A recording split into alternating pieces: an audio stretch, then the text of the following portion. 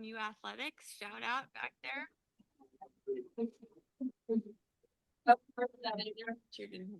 Cohort 11, and most of all, my husband, my mom, and my kids. I've loved being a student again, and I'll be forever grateful for this program. Most conversations about resilience in modern psychology treat it as an individual trait like grit or growth mindset. It didn't change. Not changing, Zoe. I'm not crying. It should work better. It's just what happens. I cry when I'm laughing. So I'm laughing. Okay.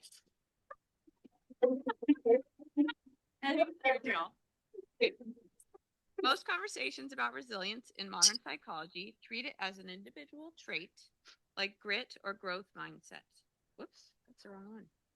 Why this topic? Here we go. Starting over. Look, loneliness is a public health crisis, and I believe these spiritual traditions. Can I start over? Yeah. I'm super nervous. I got to actually feel better. Okay. I want to thank all these people. I want to thank athletics.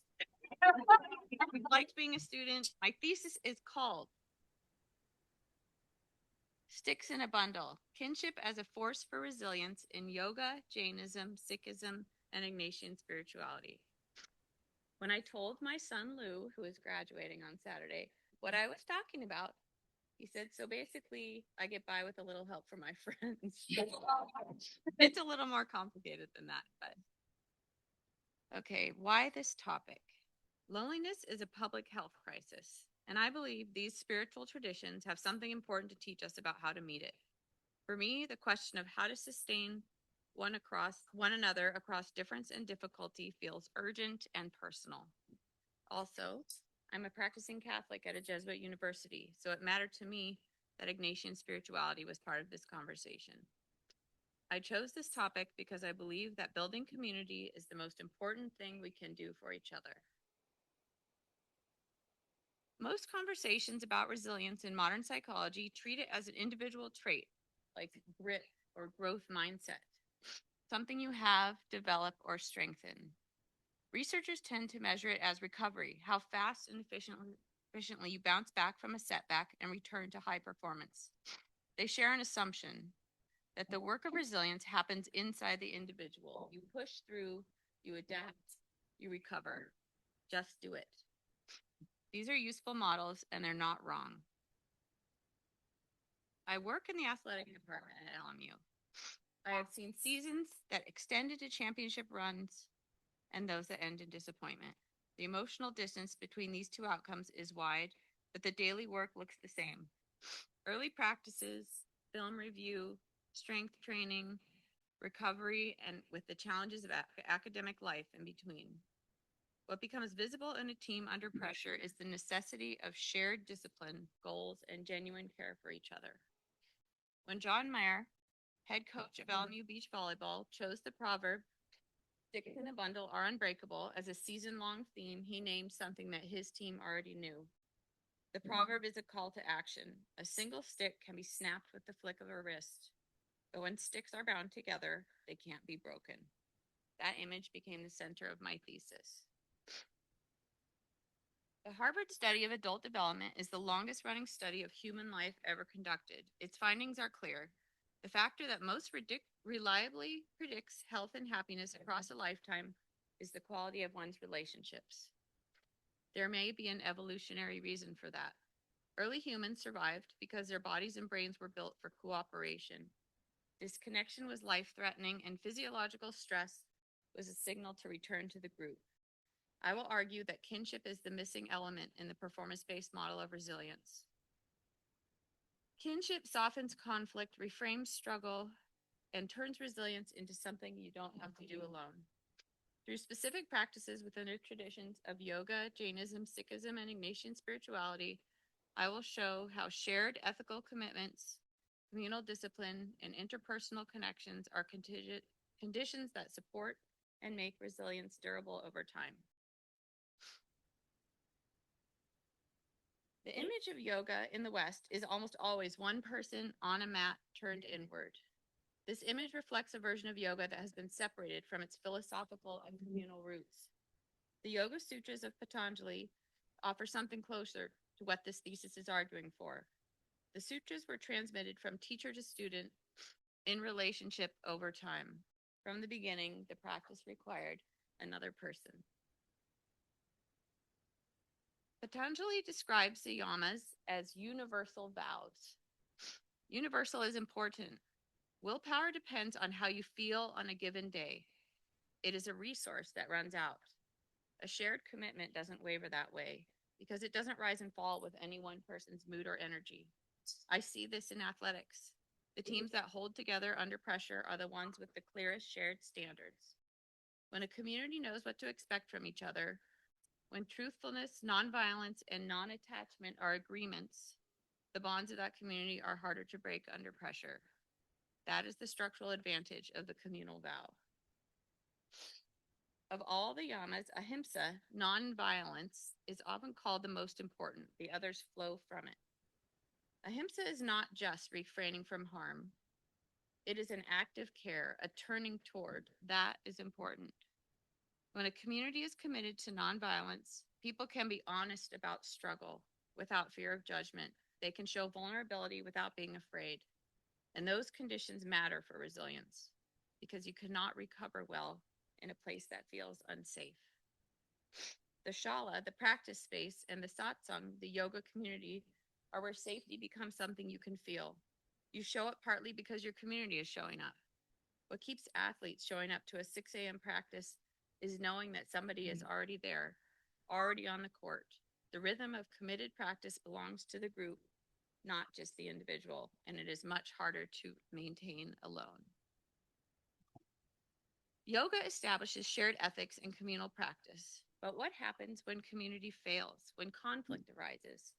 Jainism answers that question with structures built for repair.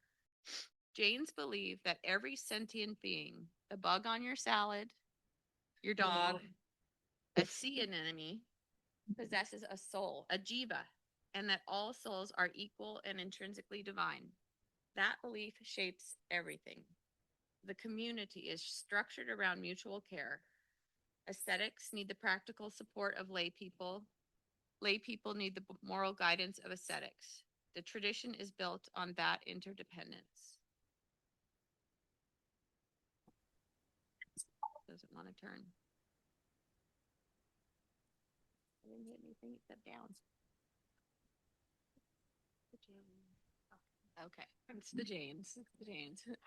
In Jainism, ahimsa is the organizing principle of the entire way of life.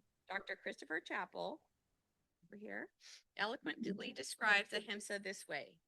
Nonviolent action presumes that another person is, in a fundamental sense, not different from oneself.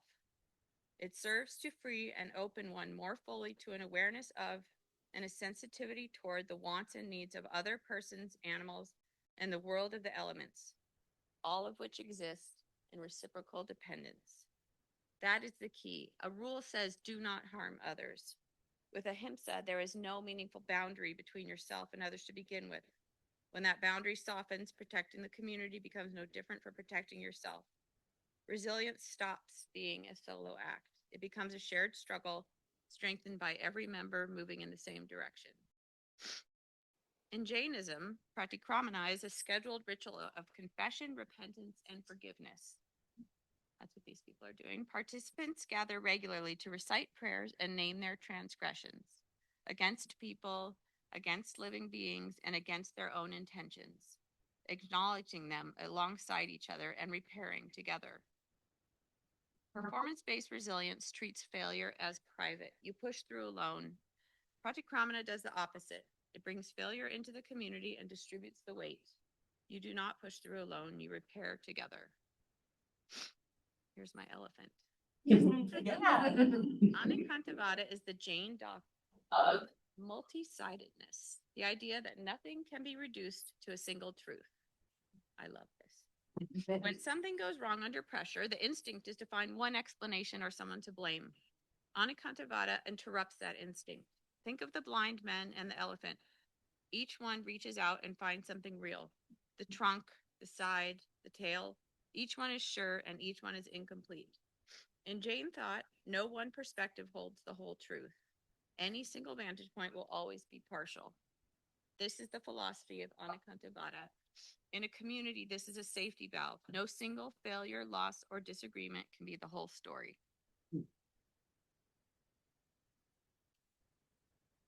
And a mouse. Okay, here we go. Guru Nanak, the first Sikh guru, taught that spiritual freedom was open to everyone, no matter their background, their gender, their social standing, or their faith. This was radical in 15th century India, where caste and religious division determined who belonged and who did not. In Sikhism, the central belief is Ik Onkar. There is one divine reality, and all beings participate in it. If my well-being and yours are not separate projects, then asking how an individual becomes resilient is asking the wrong question. The Khalsa, the saint warrior community of initiated Sikhs, is one of the clearest institutional examples of the bundle. It was formed in response to generations of persecution, a refusal to separate spiritual commitment from responsibility in the world. Members of the Khalsa share the 5 Ks, 5 articles of faith worn on their body.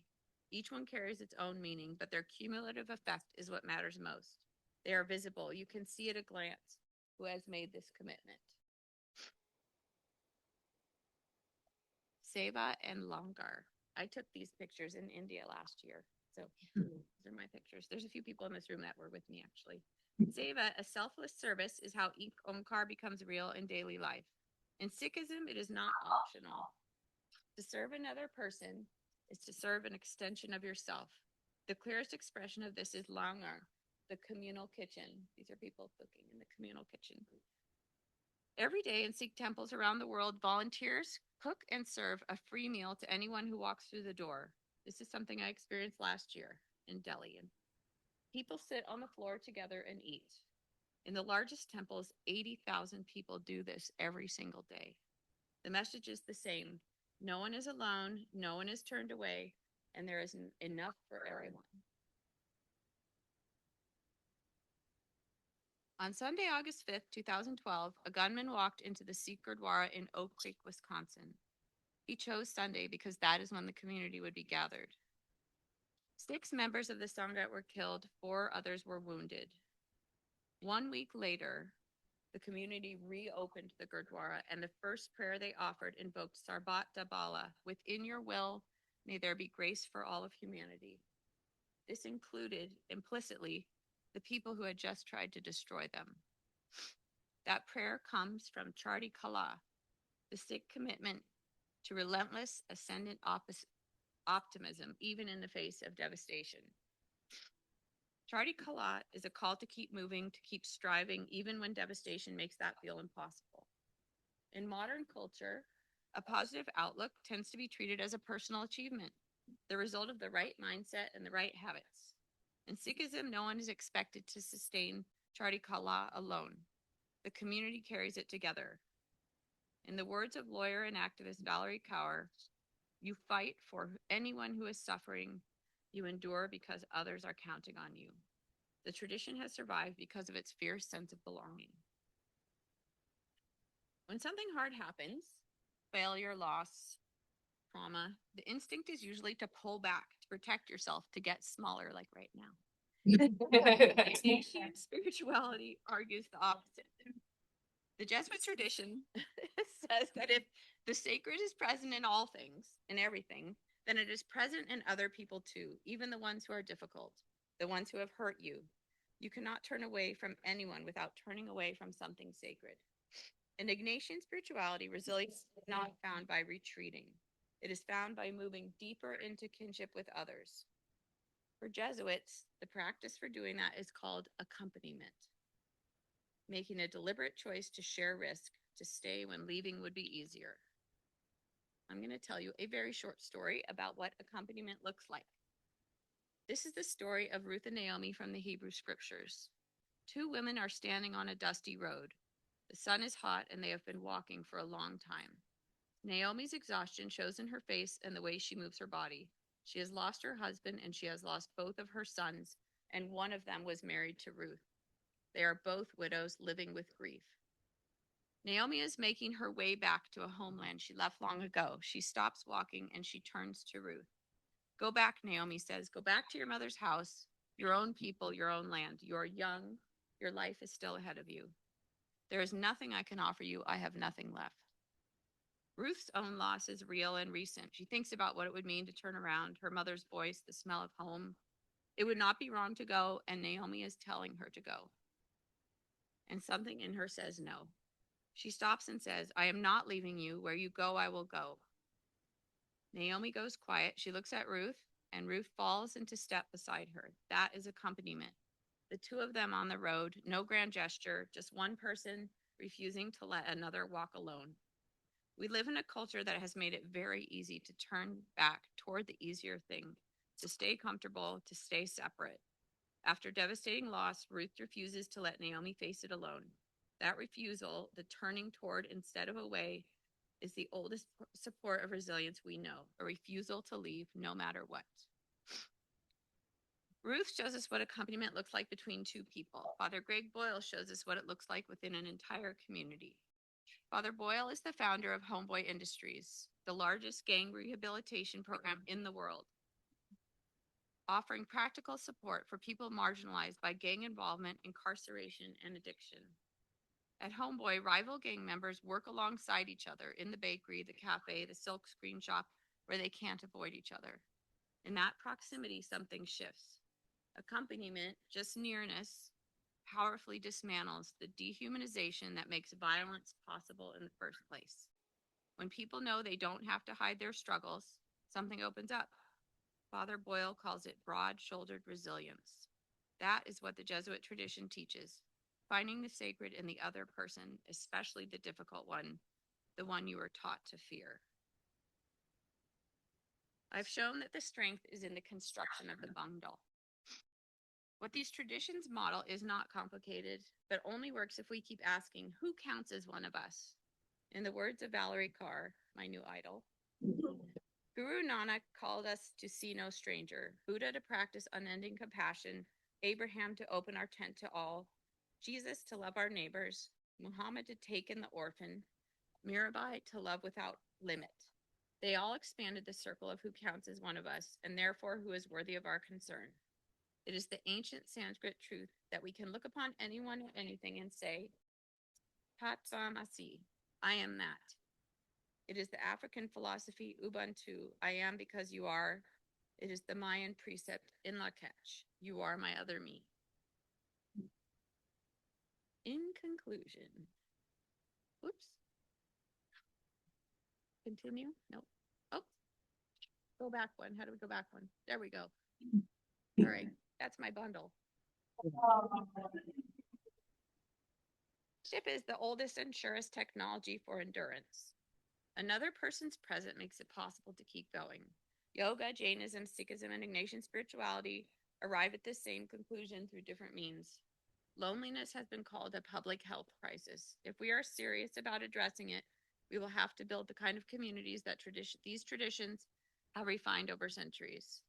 I ask you to think about your bundles and to look for opportunities to bundle and include others.